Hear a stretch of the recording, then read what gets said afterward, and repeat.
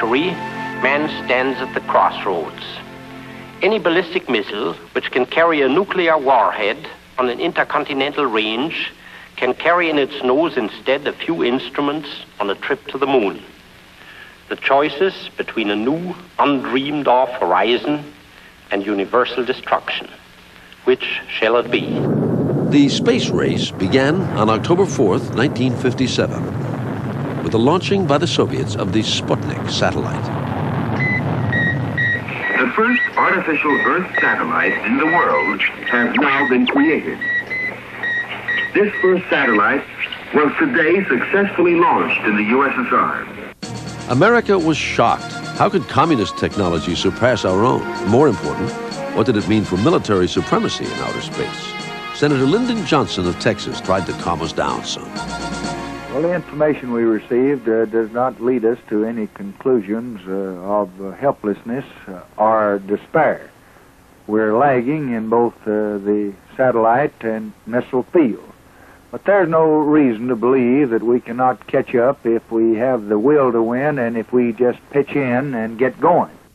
1 month after Sputnik, the Soviets sent the first living being, a dog named Laika, up into space. America tried to launch a satellite before very long, but the launch was not a spectacular success. Red and white checkered gantry tower has now been pulled aside and brought back a distance of perhaps 200 yards to completely expose the three-stage rocket to view. Here she goes, flaming shooting out from under the bottom of it. And a huge ball of fire rising up perhaps 100 feet. The Soviets expressed their sympathy. Thanks, we said, and went back to work, doing the testing that was needed to be done in order to send a man into space. One test simulated weightlessness. It was observed by Walter Cronkite. This is Walter Cronkite reporting from the cabin of a C-131 over Wright-Patterson Air Force Base, Dayton, Ohio. This aircraft is executing a maneuver to make it and everyone in it temporarily weightless. What are the hazards and what are our scientists doing to ensure man's survival in the hostile environment of outer space? One way to ensure that survival was to send up animals first. Mice, then monkeys, then a robot would precede man into space.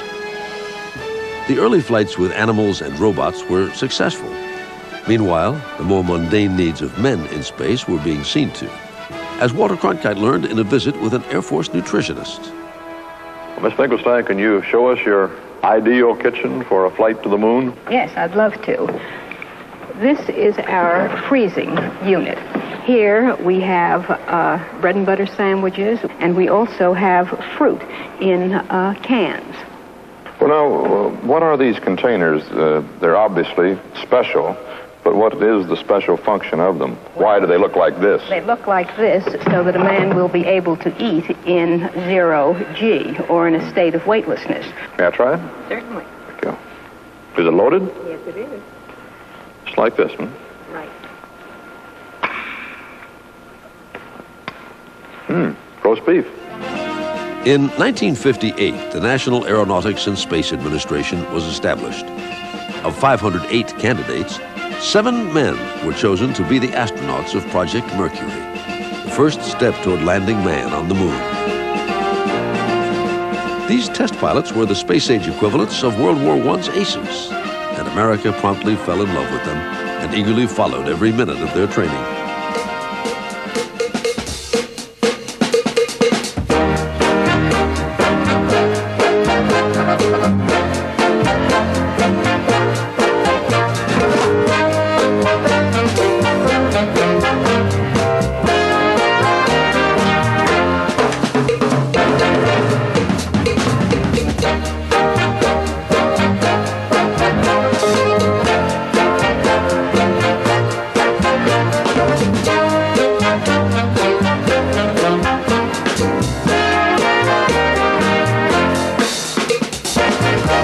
Gentlemen, which one of you looks forward to being the first man into space?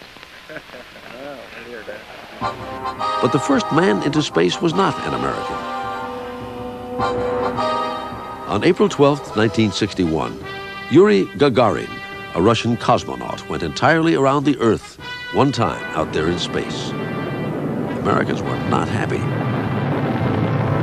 We don't want to find the hammer and sickle flag standing up on one of the peaks of the moon.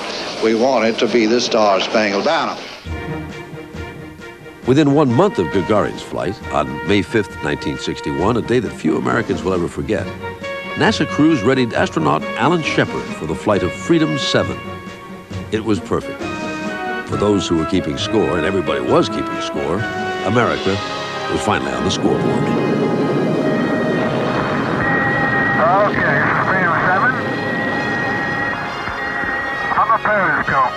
What a beautiful view. Cloud cover over Florida. 3 to 4 tenths near the eastern coast. Obscures up through Hatteras. On a tour of America's rocket facilities, President Kennedy told the nation what our goal had to be. It was time, literally, to shoot for the moon. But why, some say, the moon? Why choose this as our goal? And they may well ask, why climb the highest mountain? Why, 35 years ago, fly the Atlantic? We choose to go to the moon in this decade and do the other things, not because they are easy, but because they are hard. John Glenn was our next ace in space. Less than a year after Alan Shepard's flight, Glenn would get his chance at history. A journey 3 times around the Earth at a speed of nearly 18,000 miles an hour. The country held its breath. All recorders too fast, T-minus 18 seconds and counting engine start. May the wee ones be with you, Thomas. Good Lord, ride all